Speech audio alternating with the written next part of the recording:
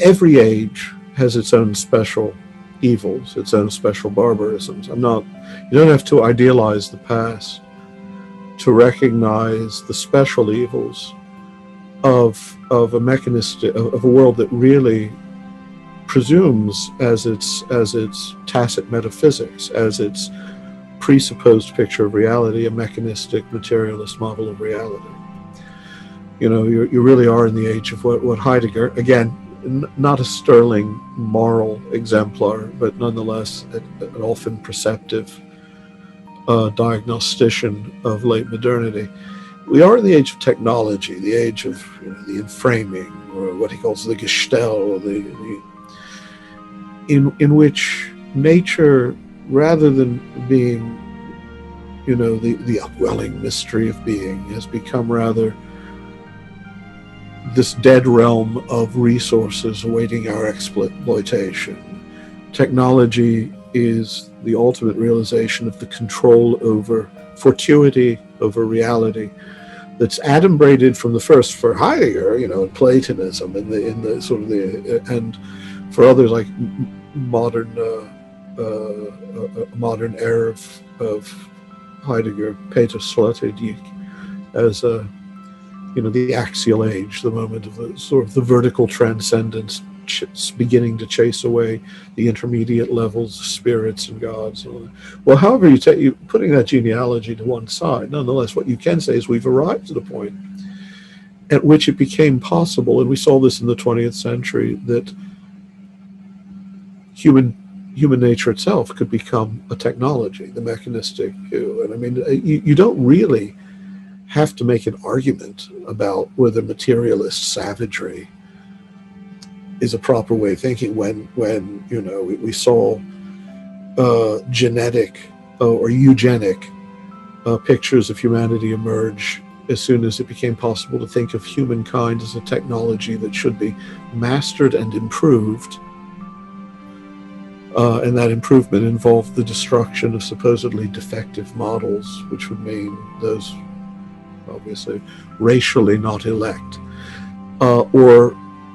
humanity becomes an economic technology. We saw that, and the worst excesses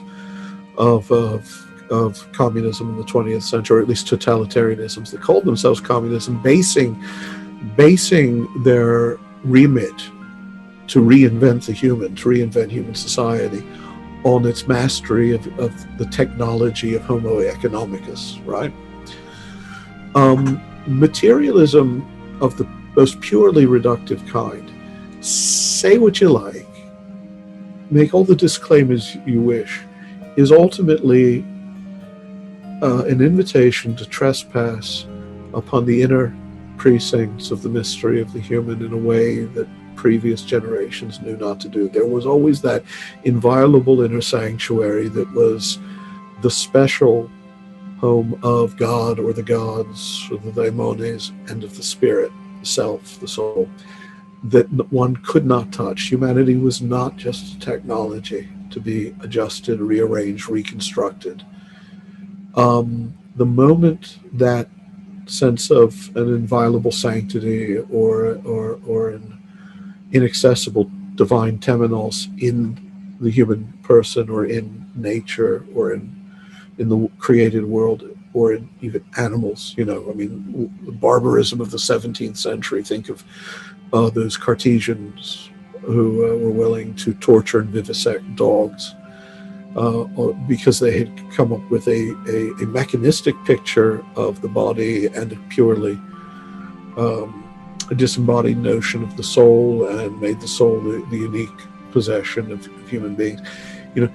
All sorts of atrocities, from cruelty to animals, destruction of the world at large as a standing reserve of neutral dead resources to be exploited, right up to the Holocaust, and the gulags. That's an ideological, that's the consequence of a certain ideological and metaphysical revolution. The movement from the mystery of being to the mechanism of nature in the modern sense, physicalism. Now, again, you don't have to idealize the past. You don't have to say that everything before that, because that same sense of the sanctity and inviolability of the human person could be aligned, and of the mystery of the gods or of God could be aligned to fairly cynical, authoritarian structures of power that exploited and abused, and still do, in their own way. So, but as I say, every age, every epoch of the spirit, so to speak, has its own special evils, and I think the evils of an unguarded and dogmatically confident materialism, again, have just Hiroshima, Nagasaki,